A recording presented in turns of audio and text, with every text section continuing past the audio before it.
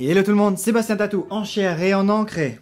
Ah non, c'est pas ça. Hello tout le monde, Sébastien Tatou en chair et en encre et j'espère que vous allez bien. Moi ça roule et aujourd'hui dans cette vidéo riche en aventures, on va parler des 5 doigts de la main. Enfin à part si t'en as perdu un, mais dans ce cas-là, c'est différent. Et de toute façon, pas de doigts, pas de chocolat. Ah non, c'est pas ça. Bref, se faire tatouer les doigts, certes c'est ultra beau, mais c'est surtout ultra visible. Hein, qu'est-ce que t'en penses Totoro? Et en même temps, quand je dis que c'est ultra visible, ça paraît ultra logique. C'est comme ta gueule, enfin tes mains, on les voit toute la journée et tu t'en sers toute la journée. Surtout pour ouvrir des boîtes de cornichons. Alors aujourd'hui, dans cette vidéo, on va découvrir tout ce qu'il faut savoir sur cette partie importante de notre corps. À savoir, pour commencer, que se faire tatouer la main ou les doigts, c'est pas anodin. Même si c'est vrai que ces dernières années, c'est devenu beaucoup plus banal de voir une personne avec un petit tatouage sur la phalange ou sur le côté du doigt, etc., etc. C'est devenu un peu plus banal, c'est vrai. Mais c'est tout nouveau. Oui, parce qu'à l'époque, si t'allais dans un salon de tatouage, on te faisait pas une partie visible comme ça. Et oui, à l'époque, tout ce qui était visage, cou, la tête, les mains, les doigts, bah c'était réservé à toutes les personnes qui avaient déjà la masse de tatouages sur le corps. Et pas le petit hipster qui venait demander son petit truc sur le doigt.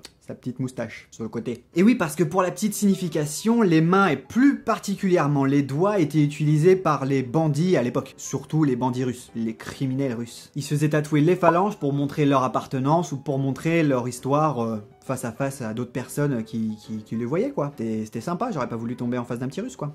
Même s'il s'appelait Danny. Danny le russe, drôle.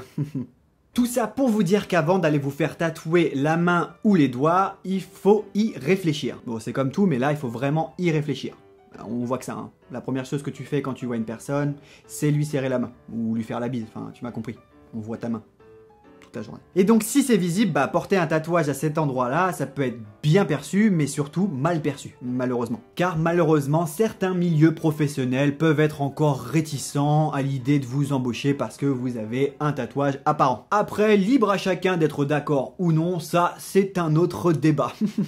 Alors maintenant, une question se pose, certes ça s'est démocratisé, mais est-ce facile de trouver un shop de tatouage qui va facilement accepter de te tatouer les doigts? Non.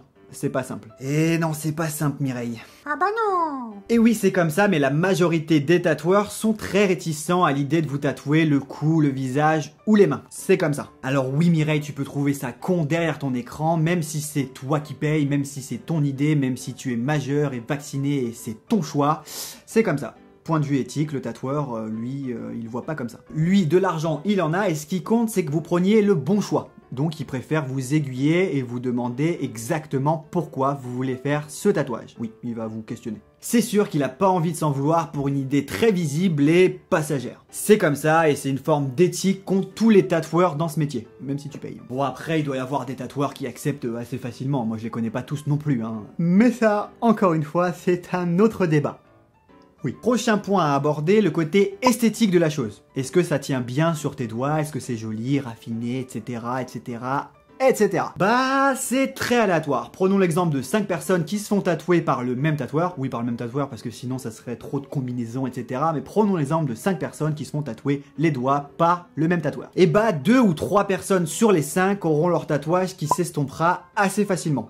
Il aura terni, il sera moins joli, moins éclatant, moins pimpant. Tout ça. Alors un petit conseil, si vous optez pour le tatouage sur les doigts, prévoyez quelques séances de retouche. Oui, la première est gratuite, après faudra que...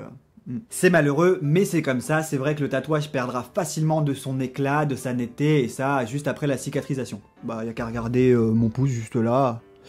Il a 5-6 ans, j'en sais rien, enfin, il est moins clinquant qu'avant. Mais pourquoi il a un A? Et en plus, j'avais jamais remarqué qu'il avait un tatouage sur le doigt. Oui, Mireille, t'avais jamais remarqué, et pourquoi j'ai un A? Parce que c'est l'initiale de ma grande sœur chérie. Donc voilà. Elle s'appelle Brigitte.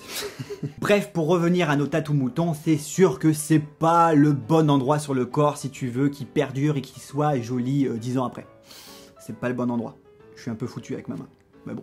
Risque et péril. Ça tient pas des masses et en plus c'est vrai que toute la journée tu te laves les mains ou t'as les mains moites ou tu serres les mains ou tu touches des trucs dégueulasses, enfin bref, c'est assez sollicité en fait cette partie du corps donc voilà quoi, t'as tes réponses et tout, enfin voilà, c'est comme ça. Donc Mireille, si tu veux un tatouage qui vieillit mieux, fais-toi l'avant-bras et on n'en parle plus. Point de vue douleur, bah y a pas mal de terminaisons nerveuses et c'est vrai que ça titille un petit peu. Oui en gros ça fait souffrir. Mais bon dans l'ensemble ça va vite, un petit truc comme ça prend 10 minutes et puis de toute façon faut souffrir pour être beau.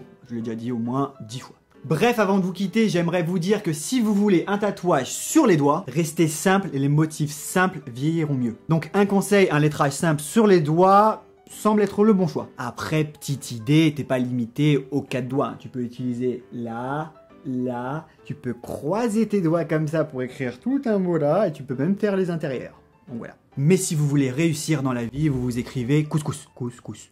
Ce sera très bien. Parce que pois chiche, ça rentre pas. Bref les padawans, cette vidéo est déjà terminée, mais avant de vous quitter, il faut que je vous parle d'un petit truc qui peut vous plaire plutôt pas mal. Le t-shirt que j'ai sur moi de la marque Tattoo Factory Club, bah je l'ai en double. Alors je vais l'offrir à un de mes abonnés. Hé, c'est une taille S. Donc rendez-vous sur mon Twitter ou sur mon Instagram et vous regardez le dernier post que j'ai lancé et vous verrez comment gagner ce magnifique t-shirt. Vous mettez hashtag TeamTattoo et vous taguez 2 de vos amis. Voilà, c'est simple. Sur Twitter ou Instagram. Et oui, mais c'est quoi en fait ton Twitter et ton Instagram? C'est en début de vidéo et sinon c'est écrit juste là. Donc voilà. C'est simple. Bref, comme d'habitude, si vous avez kiffé cette vidéo, laissez un maximum de commentaires. Et pour me faire kiffer, n'oubliez pas le pouce tatoué. N'oubliez pas de vous abonner et de parler tatouage à tous vos amis. Comme d'habitude, on se quitte avec une sélection des plus beaux tatouages que j'ai pu trouver sur les doigts. Alors il est grand temps pour moi de partir. C'était Bastien Tattoo pour vous servir. Peace!